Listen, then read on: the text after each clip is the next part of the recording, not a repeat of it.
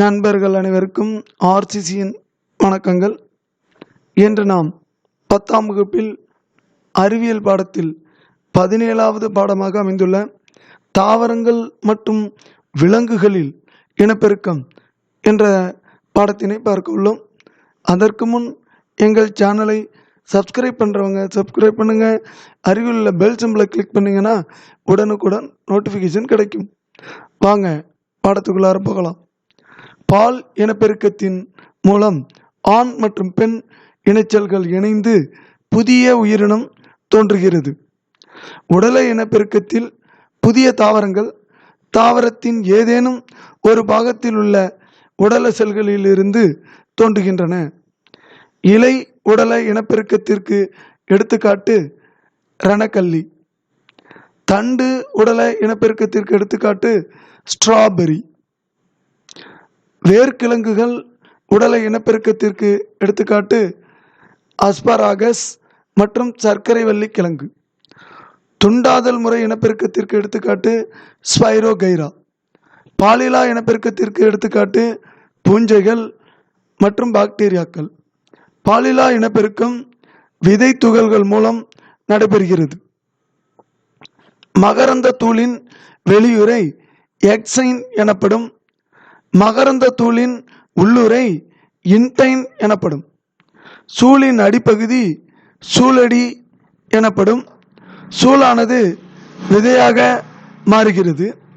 தாவரங்களின் சூளுரை விதையுறையாக மாற்றமடைகிறது. தாவரங்களின் சூழ்பை பெரிதாகி கனியாக மாறுகிறது. இங்கே உள்ள அனைத்து வினாக்களும் மிக மிக முக்கியமானது. இதில் இந்த சூழானது விதையாக மாறுகிறது என்பதும் தாவரங்களில் சூளுரை விதையுறையாக மாற்றமடைகிறது என்பதும் ஏற்கனவே கேட்கப்பட்ட பகுதியாகும். தன்மகரந்த சேர்க்கை ஆட்டோகேமி எனப்படும். அயல் மகரந்த சேர்க்கை அல்லோகேமி எனப்படும். இந்த அயல் மகரந்த சேர்க்கை வெவ்வேறு விதங்களில் நடைபெறும். நீரின் மூலம் நடைபெறும் மகரந்த சேர்க்கைக்கு ஹைட்ரோஃபீலி என்று பெயர்.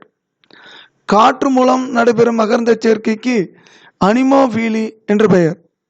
பூச்சிகள் மூலம் நடைபெறும் மகரந்த சேர்க்கைக்கு என்டமோஃபீலி என்று பெயர்.